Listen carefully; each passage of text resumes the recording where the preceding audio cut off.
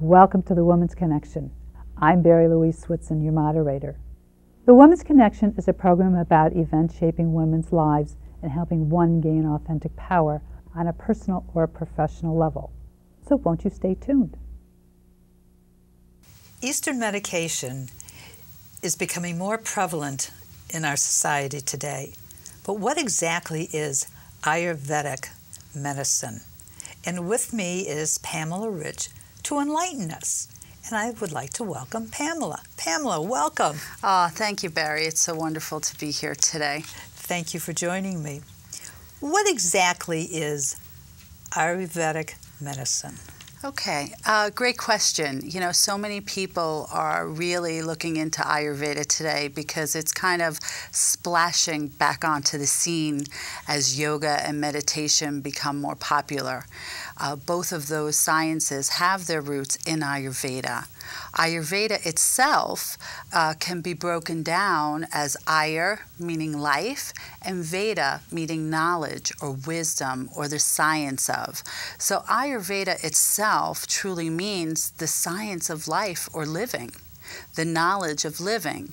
So it's a 5,000-year-old tradition out of India that really is based on bringing mind, body, and spirit into balance so that we can live our most vibrant, self-actualized lives. How did you get involved in all this? Well, it's quite funny, actually, because I have been studying for over 25 years. When I was about 16, 17 years old was when I first found Ayurveda. And I actually had been studying, as most young girls do, cosmetology, you know, hair, skincare, all of these things. And I found out that in Ayurveda, they wouldn't put anything on their skin that they wouldn't put in their mouth. That the tradition was for pure, whole, natural remedies, and right away I was hooked. This journey has taken you to meet some incredible people. You have studied with Deepak Chopra. Mm-hmm. Did I pronounce his name right? Yeah, Dr. Deepak Chopra, as well as Dr. David Simon, the co-founders of the Chopra Center for Wellbeing. Of my many certifications, I'm most proud to be one of 100 Vedic masters that have personally studied underneath them both and certified in Ayurvedic lifestyle, if you will. Our population is aging, needless to say. Mm-hmm. What would you say to a woman who comes to see you and say, okay, here you are today, and you're going to probably live to at least 100. What should she do to get ready for a longevity? Well, that's a great question, Barry. You know, we are living longer, and we all have a desire to live a more vibrant life, to have more vitality. And it's really about taking that power, if you will, into our own hands by really making good, conscious choices for ourselves. So the first thing I would do is kind of do a holistic assessment. You know, what is going on in the individual's life? You know, not only what is their state of health, but what is their state of relationship? Do they have a creative outlet that feeds their passions? Do they have finances and resources that are allowing them to really thrive, especially living older as we are nowadays, you know, and where are there any toxic areas in the life or the lifestyle that might be draining energy? And that's where we would start. So we really start by making some very simple, maybe nutritional shifts, adding in more vibrant foods, you know, whole natural fruits, vegetables, beans, legumes, things of that nature, more quality proteins, and just honoring that individual, their lifestyle. Maybe we would incorporate some simple stretching, you know, because we're only as young as we are flexible, as a great yogi has said. So it's really about keeping a flexibility of mind as well as flexibility of body, not being too rigid in any one way. Well, let's start with the food. Mm-hmm. What would you make sure somebody eliminates from their diet? Oh, right away, you know, I like to really ask people to just eliminate the processed foods. So you can make an entire lifestyle shift. And, you know, from making this one change, it will not only change the vibrancy of your health, but it will change, to say in a very mild way, how we go out in the end. Okay, so we can have a general transition out of this lifetime, or we can have one riddled with disease and discomfort. So what do I mean by processed foods? Basically anything that comes with a label. You know, you can go into the market, shop the perimeter, go to your fruits, your vegetables, go to the, maybe get a high quality organic, you know, dairy, get, you know, nice grass-fed meats if you're, you know, eating meats, and just really stay out of those middle aisles where we run into trouble. And if we're having a beautiful salad, use your own olive oil and a nice vinegar, you know, as opposed to getting a bottle dressing that might have some chemicals and or preservatives in there. They don't actually preserve us well at all. They do a little bit of harm for us internally, and then, you know, externally you can see it. So I'm changing my diet. I'm going organic. That's always wonderful if you can. No labels, which is a very interesting way to remember to not get all these preservatives. I mean, it's like forget the canned foods and everything else. Yeah. All right, so you're leading a hectic life, and you need to do exercise. You need to do some yoga.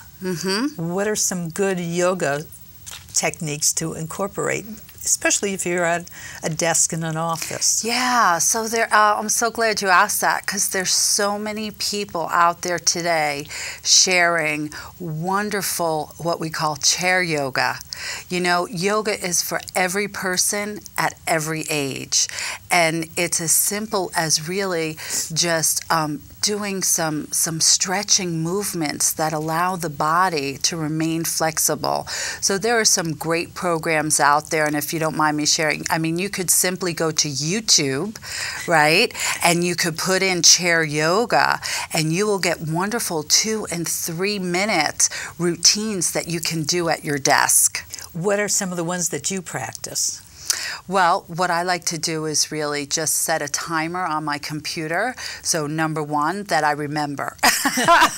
Because like everybody out there, I get really engrossed in my work, and time can sometimes fly by if I'm on the computer. So I may not realize that I've been sitting in the same position for an hour or 2 hours. And the body's not really designed for that. So you want to just kind of push away from the desk and do some simple stretches. I'm just going to share, I don't think we're set up here in the studio today to actually demonstrate some of those. So, but YouTube, you get some quick little tips there. We're changing our diet. We're exercising. And most of us are under stress one time or another during the course of a day. Absolutely. What is the best way that you find to eliminate stress? Okay, so one of the easiest things that you could do that's going to kind of be like multitasking while you're enhancing your health would be to actually get up and take a walk after lunch. Honestly, just 10 minutes of movement can not only create wonderful circulation and flexibility within the body, but it will also help to reduce some of the stress response. My favorite thing, and actually the most effective thing for stress, not only working with some Ayurvedic herbs and things of that nature to reduce the stress response, but is meditation. Meditation is what I would say, if I was starting with anybody, the number one thing that I would incorporate after taking a look and assessing their nutritional intake, just to try and quiet the mind, to reduce that stress response, to bring a greater access to our creative flow, and to really just, you know, there are a lot of scientific research out there today that show that the benefits of meditation are greater than benefits of deep rejuvenating sleep.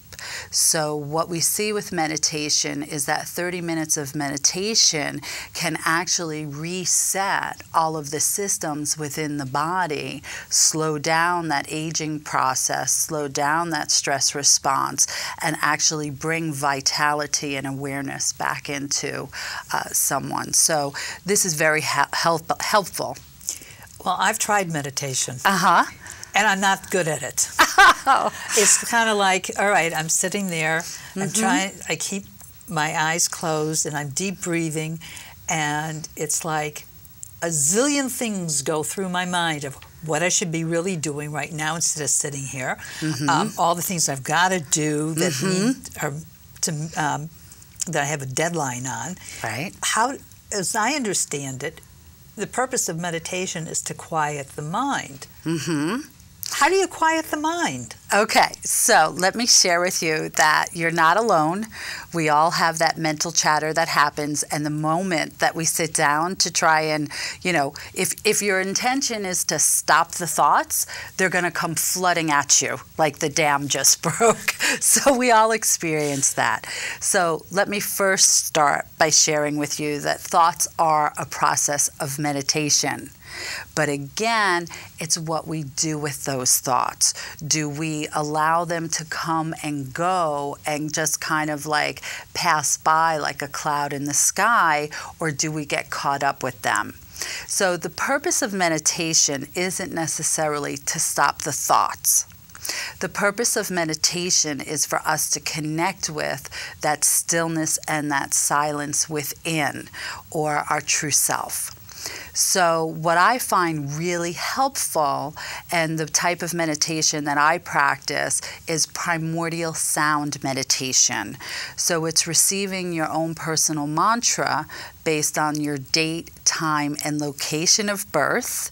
And we go back to the Vedanta, these 5,000-year-old texts, where the ancient sages and seers have actually recorded the sound that the universe makes at different times throughout the moon cycles. So actually, depending, and this is where Om comes from. You may have heard of this universal sound, Om. Well, you can imagine that if you have all the colors of the rainbow and they go into a prism, they come out the other side white light, right? Right. So imagine that all the primordial sounds, all the sounds in the universe brought together, come out as the sound Om. So what we're determining is the actual sound that the universe was making at the moment of your particular birth. And then we're using that as a mantra to help focus on. So we might try to, repeat that mantra silently to ourselves in place of the thoughts. And of course the thoughts come, and then we just simply, gently, easily flow back to the repetition of the mantra. Eventually, you will find with practice, like anything, right, that the mind starts to quiet. The breathing starts to soften, and everything starts to slow down. When we meditate, it's not for the experience that happens during the meditation. It's for how we bring that stillness and silence back into our daily activity. So how reactive we may be to situations, how creative we may be with coming up with solutions. So that's where the magic of the meditation happens, is back in the daily life after you've been able to take everything down a notch for a few minutes. Wow, I didn't realize it, because I've been to ashrams. I was serendipitously, I went to one in Belgium, and they were all lucky. doing this, and it was like, okay, I have no idea, and I had this violent headache for 3 days after, because I guess just absorbing all this sound just did something to me. Yeah. And it's all right. So now I know each individual has their own basic sound. Can I ask you what is yours? No. Okay, so we won't ask you that. No, I'll share with you why. But let me share with you why. It's not that I don't want to share it with you. Our personal mantras are really kept silent, and when we speak them out, it almost kind of takes away their efficiency, because we're using them on a little bit of a different plane. So when we bring them into the thinking mind, into the realm of where all the thoughts are, right, we're kind of giving it an association or a meaning. And a primordial sound mantra is not used for any meaning. It has no meaning. It's literally a vibration. And it's just used for its vibratory quality. So generally, and when I pass down personal mantras to my clients, I tell them, you just keep it to yourself. You don't want to be speaking it out or humming it walking down the street. It just kind of loses its efficiency, if you will. We all have our thoughts, Mm-hmm. and unfortunately, all of us have a lot of negative thoughts. Yes. What can we do to get rid of all these negative thoughts so we don't have all this negative energy surrounding us? Yeah, Barrie, that's a great question, because without doubt, if, like you're saying, what do we do to enhance our health? How do we remain vibrant and have this vitality well into our later years? And sometimes it's really about eliminating some negative forces in our life, some toxic relationships in our lives, or at a minimum, trying to lessen our exposure to those things, which is not always easy. There's some people that might be quite negative in our lives that we really can't cut them out of our lives, so to speak, but we can limit our interaction. What I have found to be very helpful, because the thoughts do come, we all have negative thoughts from time to time, is reframing, or working with some affirmations. So the same way, I don't ever like to take food away from somebody without giving them a healthy alternative. It's never about deprivation. I like to give people affirmations to work with, maybe some positive thoughts that they can work with that will start to then crowd out some of the negative thoughts. And when the negative thoughts come in, to acknowledge them. I always laugh when I run my Heal Your Life workshops. I'll say to people, when those thoughts come in, simply say, thanks for sharing, and thank you for showing me where I need to do my work. Thank you for being an indicator in my life of where I might want to put a little focus and create a little more positive shift. So it's not about judging the negative thoughts, because that just keeps us stuck in that cycle. But it's more about acceptance and saying, okay, I'm perfect just the way I am. I had a negative thoughts. I am not my thoughts, and try to reframe that with a more positive affirmation. I know where I'm supposed to be headed when I have all these wonderful negative thoughts, and say, thank you for sharing. I like that. That is really terrific. It's like, okay, you're acknowledging it, and you're moving on. It's basically what you are. Exactly. You're making a conscious choice in that moment. You're not making the moment right or wrong.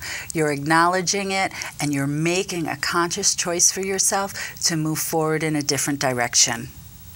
Often I will also say, thank you for sharing, and I might tagline that with, you're no longer serving me. Oh, I like that. That is really great. Yeah.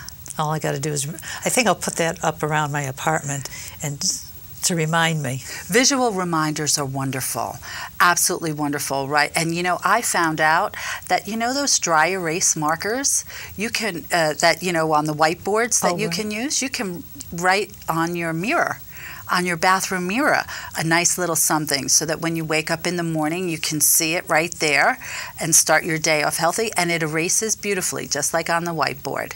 What is your favorite saying that you write on your mirror in the morning to see? Well, I have a variety of them, and I kind of rotate through them, and I'm always looking for new ones as well. But the one that comes to mind right now, I have it's not actually on my mirror, but it's a magnet that I have on my refrigerator. And every time I walk by, I give it a little tap. I just touch it, and it's nice and vibrant and colorful, and it says, everything I touch is a success. And I just touch it as I go by, and just bring that into my energy as I move throughout my day. So whether that's my relationships with others or with myself, whether that's a career project I might be working on, or whatever it may be, I find to keep them broad really helps, rather than, making them two in a box. Having a healthy relationship involves sex. As you're aging, your body shifts in what it can do and what it can't do. Do you recommend something for sexual encounters more so than non-sexual encounters, I guess you could say? Yeah, okay. Well, again, it's a great question because a healthy body, balanced mind, spirit, soul, absolutely can enjoy a healthy sex life. Like, that's part of an expression of health. So as both the male and the female ages, we encounter shifts in the body, but doing things like meditation in particular helps to enhance sexual libido as well as performance. And the wonderful thing about Ayurveda is that we have an entire pharmacopoeia of natural herbs and botanicals that help to keep not only the hormonal system in balance, but the circulatory system as well. And these are the two main systems in our physiology that are responsible for the physical piece of sexual encounters, if you will. And then, of course, it's the mind. It's about being, in love with yourself, in love with another, about having a positive, body image. And, the fascinating thing about this, Barrie, is that aging is also a limiting belief. We have a belief system about what happens to us as we age. And when I work in the workshops that we mentioned earlier, I actually ask people, what are your beliefs about aging? Because they're almost like these self-fulfilling prophecies. Because we see people every day enjoying, healthy, vibrant, full lifestyles well into their 80s. I don't know about 90s, but I can say 80s, okay? So, what is your belief system? Why are things shutting down in your 50s? And if we get underneath it, because we do that holistic approach, if we get underneath it, it might be something that, was shown to you in the media at a very young age, and you just always thought that was the way that things went. But I am here to tell you that that's not necessarily the case. And so the mind is a very powerful piece of that as well. And you can make shifts there and watch the entire physiology change. But the last thing you want to do, Western medicine has its place. And it has a wonderful place. If I get hit by the car, the first place I'm going is the emergency room. But prevention and taking healthy measures and making conscious choices for ourselves throughout each day. And every day that's going to look different. Some days you're going to be able to make better choices than others, right? But just knowing that you're always making the best choice in the moment that you're capable of at that moment, right, will absolutely change the status of your health and how your life turns out. So I think what I really want to share is to try some of these natural alternatives that are out there before just using over-the-counter and some medications. Never go against the recommendation of your physician, but work with your physician to explore possibilities, because sometimes it's just a tiny little shift that needs to be made, particularly around hormones. I find this, where they may be using, a crane to move a teacup. Why? There might be something less toxic that you can do and actually create a shift. You're talking about all this natural foods and herbals. What do you have in your magic kit that you would say is the godsend for everybody to look into? Oh, without question, the number one herb, which is also known as a rasina in Ayurveda, which means that it's of the highest intelligence. And I'll share with you that Dr. Deepak Chopra was asked this question as well.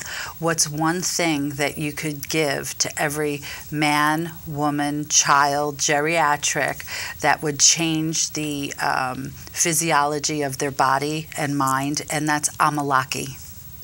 And that is what?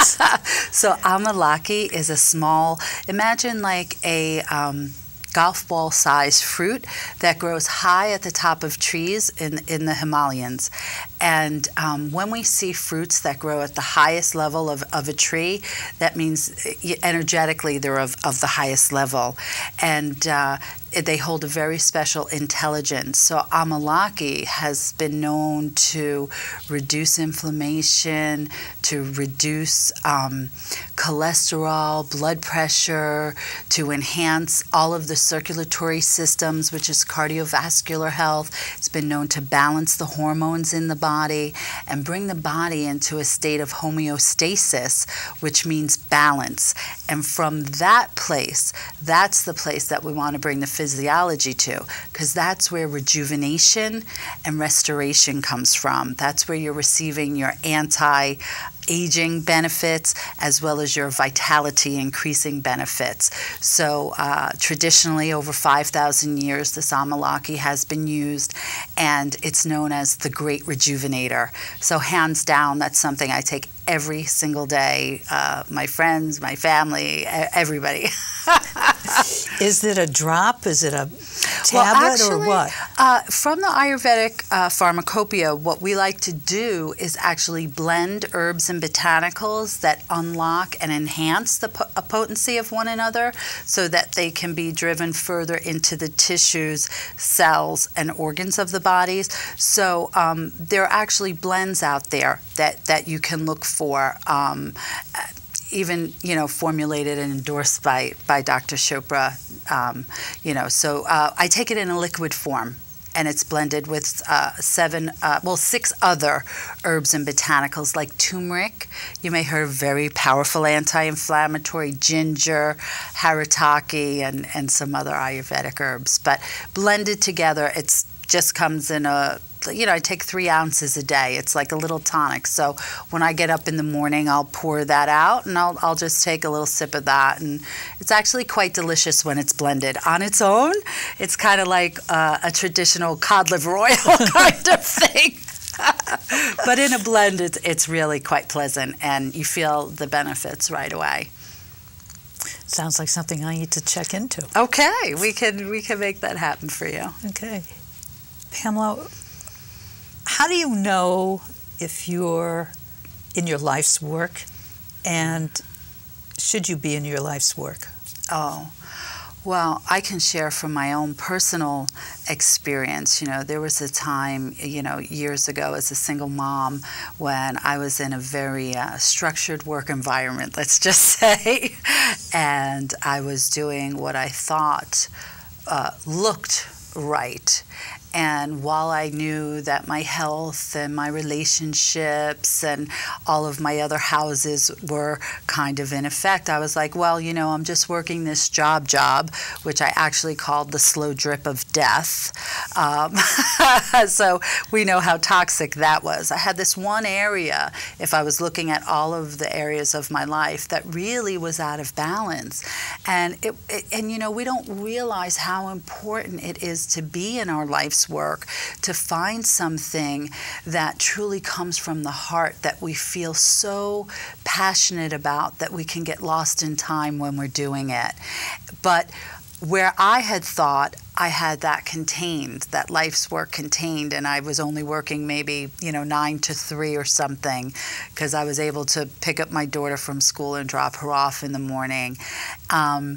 I didn't realize until I stepped away from it, I took that giant leap of faith and walked away from it, that everyone in my life kind of said, yeah, you thought you only had it right there in that little box, but it really was infiltrating the other areas. So when we talk about life's work, we all go on this quest to find our life's work. Sometimes it is connected with our source of income, and sometimes it's not. And while it's really wonderful when it is connected with our source of income, or how we, create energy and resources to fund our life, when it is, we find that we're not meeting with any resistancy. We're in the flow of abundance, as they say. We're not meeting a lot of roadblocks. We're not meeting a lot of obstacles. Not that we're not meeting any, but we're not meeting ones that are like doors closing in our face. Or if a door does close in our face, we know that we're meant to move in another direction. So how do we uncover our life's work?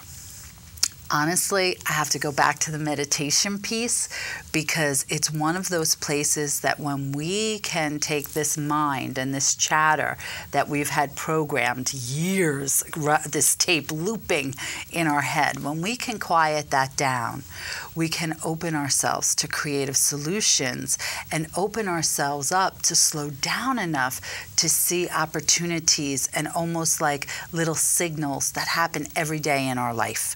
So what do we look for? We look for something that makes us happy.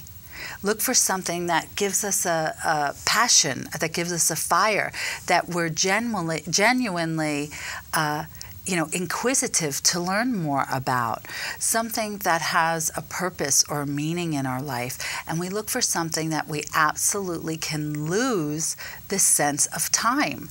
Remember when you were a kid, you'd be so engaged in something, like you would just lose time. Hours could pass by. And these are things that we want to be pursuing in our life, not where we're sitting there watching the clock or working for the weekend. Those would be clear indicators that we might want to, reevaluate the path that we're on, because it does infiltrate every area of our life. It infiltrates our health. It infiltrates our joy and pleasure, our relationships, and honestly, it does impact our finances. Pamela, I got to tell you, this has just been so interesting and fascinating. I hate to call it a day, but we've ran out of time. What would you like to leave the audience with? Well, I would just like to ask that your viewers are open to try one thing. Try one thing today. When they wake up in the morning and they go into remote control and they reach for that cup of coffee simply because it's what they did the day before and the day before that, and it's more of a habit than a decision, whatever that might be for them, to just think about it consciously. Does my body really want the coffee? Do I really need the coffee? Just make one conscious, correct choice for themselves each day. Well, thank you so much for joining me. It's been wonderful. And I hope you've learned something about staying healthy and vibrant into your hundreds. Look forward to hearing from you. Please write us here at The Woman's Connection. Bye now.